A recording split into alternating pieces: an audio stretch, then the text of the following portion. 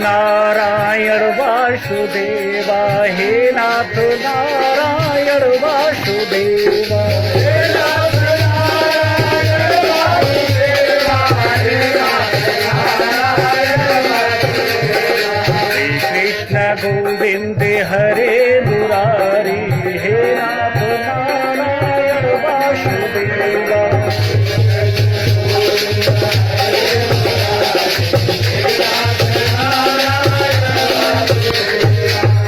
सच्चिदानंद भगवान की,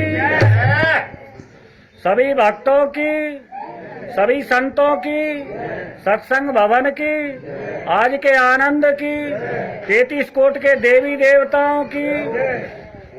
तो आज की कथा सबसे अलग और विचित्र ढंग से सुनाई जाएगी।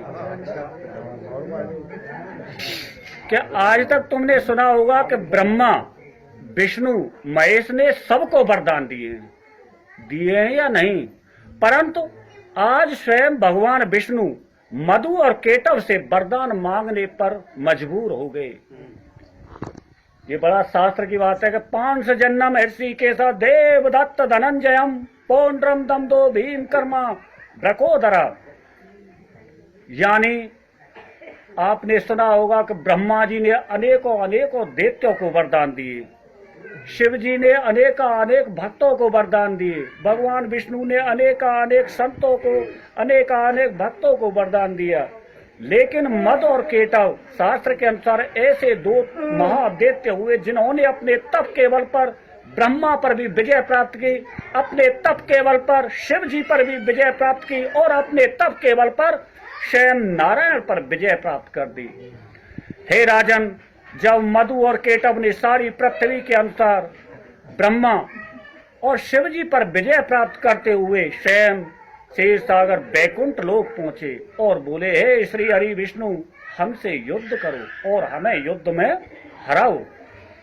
भगवान विष्णु बोले, अरे पहले हमारे शिव जी से युद्ध करके आते। बोले, तुम्हारे शिव जी तो किला छोड़कर भाग गए। श्री हरि विष्णु, तुम जिस शिव जी की बात कर रहे हो वह शिव जी तो पहले ही हमारे युद्ध के सामने भाग गए।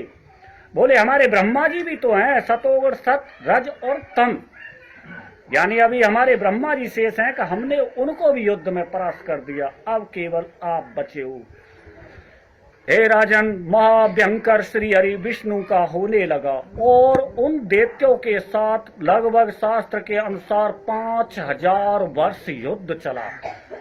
योग नाम सर्वेशाम मदगत्ते अंतरात्मना, और अपनी योग माया के बल पर उन्होंने स्वयं ब्रह्मा और शिव को भी निद्रा में सुला दिया।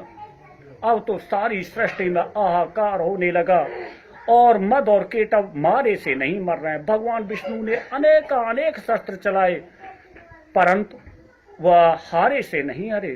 कि नैनम छिदंत शस्त्राणम नैनम दहेत पावक न चैन किलंदन तापो न शोचत मारुता।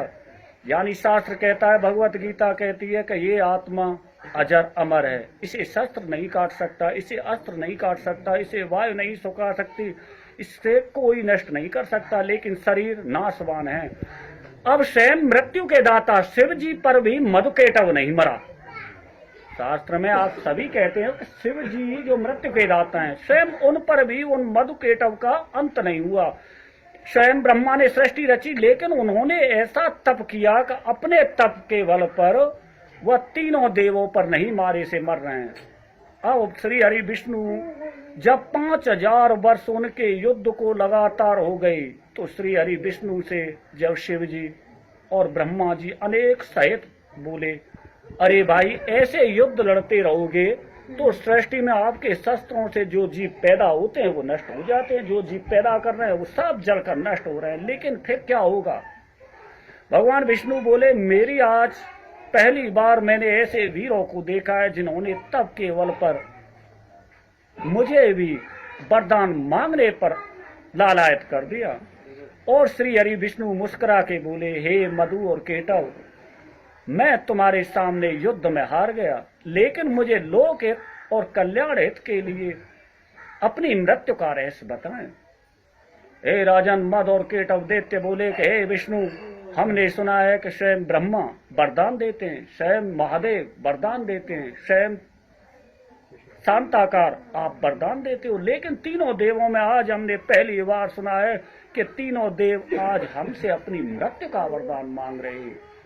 बोले, हे मधुकेटव, ये सारा तप तुम्हारी तपस्या का है। तपस्या के बल पर ब्रह्मा, विष्णु और महेश कृत कृत नृत्य करते हैं। बोलो सच्चिदानंद भगवान।